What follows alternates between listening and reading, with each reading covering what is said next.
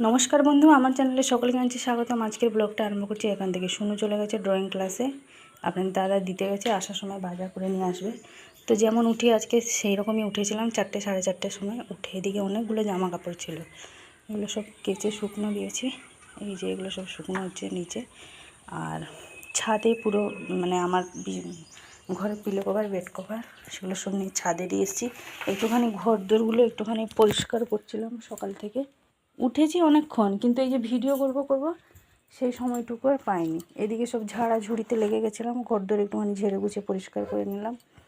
অনেক দিন পর আজকে ছাদে গেছিলাম। আজকে সকাল থেকে অনেক ওঠা নামা হয়ে গেল আমার, জানি না কী হবে সন্ধেবেলা। এখন থেকে সে যেন কোমর যন্ত্রণা আরম্ভ হচ্ছে। ওদিকে মা ভাতটা বসিয়ে দিয়েছে, মা এদিকে বসিয়ে দিয়েছে ভাতটা উনুনে। ভাত হচ্ছে, সকালবেলা চা খাওয়া হয়ে গেছে মায়ের। তো চলুন এবার আমি যাব চান করব। কখন থেকে সে বাথরুমে জল ভরে রেখেছি, চান করব আর এদিক ওদিক করে চান করা হচ্ছে। আর এদিকে মা এই যে ডালপালাগুলো সব ছেটে দিল গাছ থেকে, বড্ড ওইখানটা সেই ঝাঁকড়া মতন হয়ে গেছিলো। এদিকে এই যে টগর গাছগুলো সব ডালপালা মা কেটে দিল। মা ওইখানে গেছিলো, ধাপে গাছটা আজকে অনেক দিন পরে গেছিলো। তো সেগুলো সব এইদিকে এনে রেখেছি। জল ভরে রাখতে রাখতেই জল চলে এসছে। আমি বাথরুমেই মানে ভরা জলেই চান করবো, কল থেকে জল একদম ঠান্ডা ঠান্ডা। চলুন তাহলে এবার চানটা করে নিই, পুজো করব, আবার রান্না বান্নাও আছে, অনেক কাজ। আর ছাদে যাব না, আপনাদের দাদাকে বলবো জামা কাপড়গুলো সব তুলে নিয়ে আসতে। বাজে এখন 9টা। চান পুজো আমার হয়ে গেছে। আজকে চান করে পুজো করিনি, আজকে আগে চান করে মশলাগুলো সব গ্রাইন্ডারে মানে পেস্ট করে নিয়েছি, তারপরে পুজো করছি। কারণ যেহেতু এখন যা কারেন্টের অবস্থা, কখন যদি চলে যায় আমাকে সব বসে বসে বাটতে হবে শিলেতে, তাই সেই কারণে আগে মশলাগুলো পেস্ট করে নিয়ে রেখে দিয়ে তারপরে এসে পুজো করলাম। এদিকে 3জনে মিলে ছাতু শরবত খেলাম, লেবু, পেঁয়াজ, কাঁচা লঙ্কাটা আপনাদের দাদা খেয়েছে, আমাদের মা আমি দুজনে কেউ খাইনি। ও কাঁচা লঙ্কা দিয়ে খেলো, আমরা এমনি পেঁয়াজ, লেবু, নুন দিয়ে খেলাম, ছাতুটা খেয়ে নিয়েছি। এদিকে আপনাদের দাদা সব কাটছে। আজকে কুমড়ো, আলু, কালকে কুমড়ো নিয়ে এসেছিলো,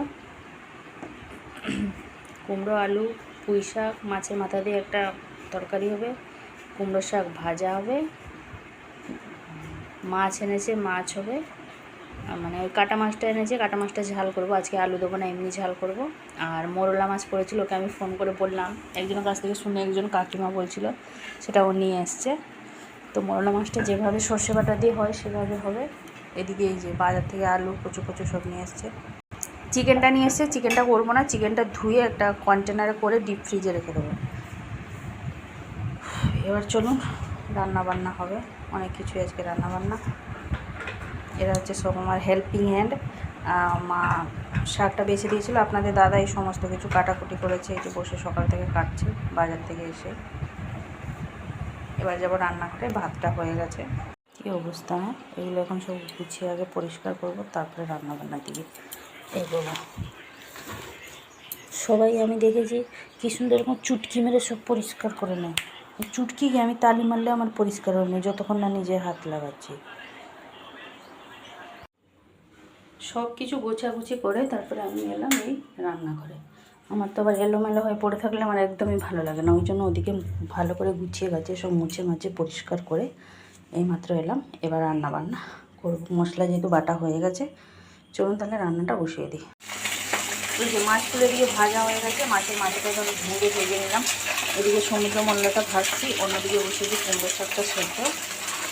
আর এতেই গরম লাগছে, আর বলা নেই, স্ট্যান্ড ফ্যানটা নিয়ে এসে ওইখানে ভাত মানে সিঁড়িতে বসেছিলাম, ওখানটা বসেছিলাম, এখানে মাছ ভাজাটা বসিয়ে দিয়ে ওখানটা বসেছিলাম। প্রচণ্ড কষ্ট হচ্ছে গরমটা, তখন যে রান্নাবান্না শেষ হলে একটুখানি গিয়ে বসে, চুলটা ভিজে আছে না, সেই কারণে যেন আরও বেশি গরম লাগছে। অনেক দিন পরে যে সমুদ্র মরলা মাছ পাওয়া গেছে বাজারে, তো আজকে সেটা যেভাবে করি সর্ষে বাটা দিয়ে এভাবে করছি। মাছগুলোকে প্রথমে আমি ভালোভাবে ভেজে নিলাম, তারপরে যে সর্ষে বাটা দিয়ে করছি।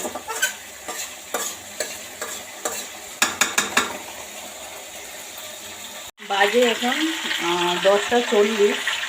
তো আমার এদিকে যে রান্না, এদিকে কুমড়ো শাকটা হয়ে গেছে প্রায়। এবার এই যে মাছের মাথা দিয়ে এটা হচ্ছে, আর মাছের ঝাল এটা হয়ে গেছে। কাটা মাছটা এভাবে করেছি, এটা এই যে সর্ষে বাটা দিয়ে মোরলা মাছ একটু গরমের মানুষ তো একটুখানি রান্না বান্না করে রেস্ট নেবে। আপনাদের দাদা বাড়িতে থাকলে আমার শুধু মানে বাড়তি কাজ, একটা তরকারি রান্না হবে না, একেবারে 4-5টা তরকারি। আর খাওয়ার সময় কিছুই নেই, খাওয়ার সময় দেখা দর্শন নেই, শুধু রান্না করে যায়। বাজে 11টা 2, স্ট্যান্ড ফ্যানটা দিয়ে চলে এসেছি মায়েদেরকে। এদিকে আমার রান্না বান্না এই কমপ্লিট হলো। এখন কি একটুখানি ঘরের ভিতরে বসবো। সোনুকে তো ভাত দিয়ে দিয়েছিলাম, ও মনে হয় খেয়ে নিয়েছে যতদূর। এই যে এগুলো হচ্ছে আমাদের আজকে দুপুরে লাঞ্চের মেনু। কাজ বাজ শেষ করে চলে এসেছি ঘরে। 24-এ ছিল, সোনু 20-তে করে দিয়েছে। আমাকে বলছে তুমি এই সঙ্গে সঙ্গে এলে না, ওই জন্য তোমাকে বেশি গরম লাগছে। এখন একটুখানি বসি। কটা বাজে? 11টা 10 হয়েছে।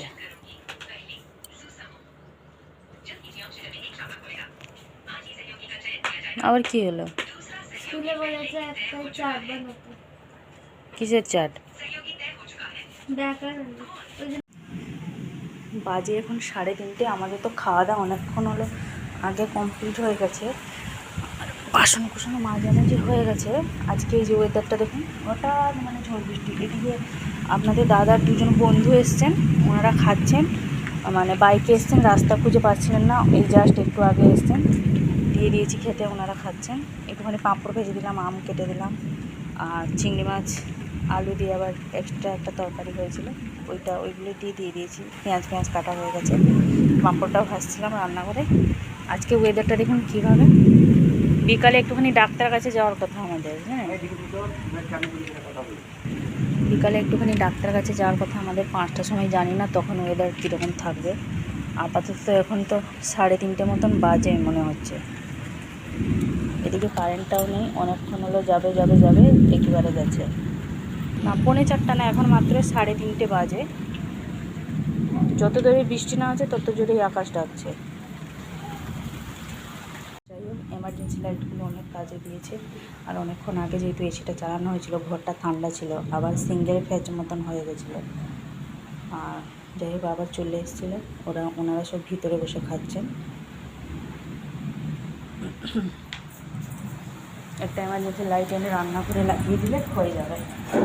এমার্জেন্সি লাইট বলতে গেলে আমাদের ঘরে আছে একটা, মাঝখানে ঘরে আছে একটা, শুধু রান্নাঘরে নেই। রান্নাঘরে একটা লাগিয়ে দিলে এই মানে রান্না ফান্না করতে বেশ সুবিধা হয়, অন্ধকারে নাহলে বড্ড অসুবিধা হচ্ছে। এদিকে মা এই পাঁপড়গুলো ভেজে নিয়েছে।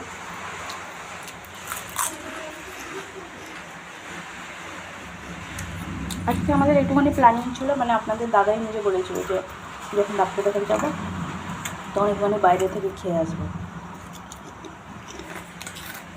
দেখা যাক কী হচ্ছে। চলুন এগুলো তাহলে এবার রেখে দিয়ে আসি ফ্রিজে।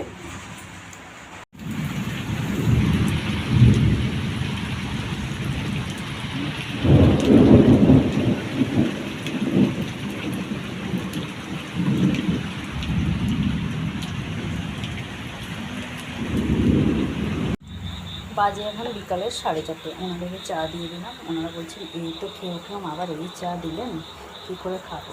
তাই বৃষ্টি হচ্ছে বাইরে, একটুখানি যারা দেখবেন চা নিয়ে আসে। আপনাদের দাদা তো চা করে। তো যাই হোক, ওনাদেরকে চা দিয়ে দিয়েছি, ওনাদের চা খেয়ে নিয়েছেন। 5টার সময় ডাক্তারের কাছে যাওয়ার কথা, কী করে যাব সেটাই ভাবছি। যখন বৃষ্টি ছাড়বে তখন যাব, তার আগে আমি তো আমার কাজগুলো গুছিয়ে নিই। ওই জন্য এদিকে রুটি করে নিচ্ছি একদিকে, আর এই যে অন্যদিকে বসিয়েছি প্রেশার কুকারে 2টো ভাত।